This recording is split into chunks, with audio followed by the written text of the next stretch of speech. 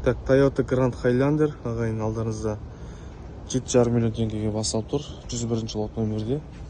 Осы бір крыло жасалынатын есік. И мына жақтан фарасымен вамперін ауыстырасыздар. Мына есікті көрдіңіздер, боковой түсіп қалған. И мына жерден жинап жіберіпті. Крыло само собой ауысады. Grand Highlander енді Қазақстанда көп емес.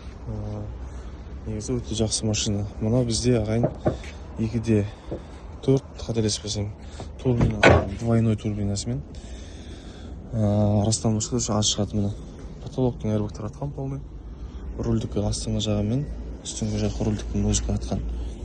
Поберку 24, осындай үлкен экрандармен, төбесі арты капитанское сиденье, төбесінде бірақ люк жоқ. Бұл потому что XLR комплектацияда.